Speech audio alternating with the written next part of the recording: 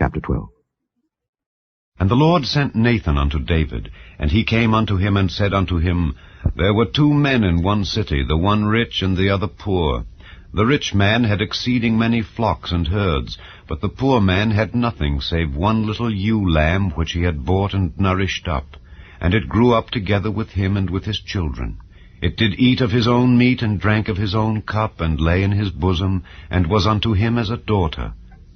And there came a traveller unto the rich man, and he spared to take of his own flock and of his own herd to dress for the wayfaring man that was come unto him, but took the poor man's lamb, and dressed it for the man that was come to him. And David's anger was greatly kindled against the man, and he said to Nathan, As the Lord liveth, the man that hath done this thing shall surely die, and he shall restore the lamb fourfold, because he did this thing, and because he had no pity. And Nathan said to David, Thou art the man. Thus saith the Lord God of Israel, I anointed thee king over Israel, and I delivered thee out of the hand of Saul, and I gave thee thy master's house and thy master's wives into thy bosom, and gave thee the house of Israel and of Judah. And if that had been too little, I would moreover have given unto thee such and such things. Wherefore hast thou despised the commandment of the Lord to do evil in his sight? Thou hast killed Uriah the Hittite with the sword, and hast taken his wife to be thy wife, and hast slain him with the sword of the children of Ammon. Now therefore the sword shall never depart from thine house, because thou hast despised me, and hast taken the wife of Uriah the Hittite to be thy wife. Thus saith the Lord, Behold, I will raise up evil against thee out of thine own house, and I will take thy wives before thine eyes, and give them unto thy neighbor, and he shall lie with thy wives in the sight of this sun. For thou didst it secretly, but I will do this thing before all Israel and before the sun. And David said unto Nathan, I have sinned against the Lord. And Nathan said unto David, The Lord also hath put away thy sin, thou shalt not die. Howbeit, because by this deed thou hast given great occasion to the enemies of the Lord to blaspheme, the child also that is born unto thee shall surely die. And Nathan departed unto his house. And the Lord struck the child that Uriah's wife bare unto David, and it was very sick. David therefore besought God for the child, and David fasted, and went in and lay all night upon the earth. And the elders of his house arose, and went to him to raise him up from the earth, but he would not, neither did he eat bread with them. And it came to pass on the 7th day that the child died.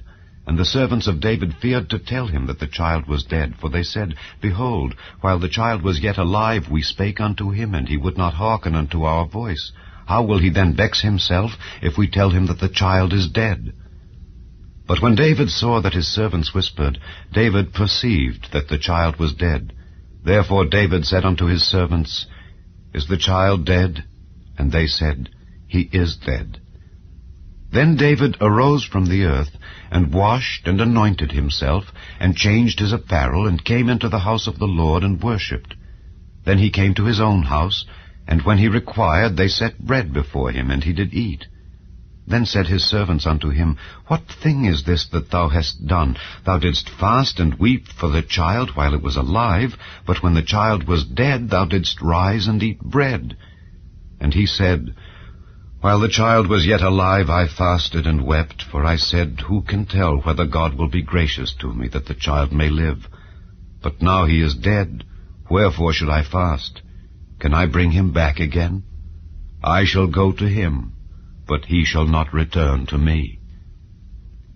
And David comforted Bathsheba his wife, and went in unto her, and lay with her. And she bare a son, and he called his name Solomon, and the Lord loved him.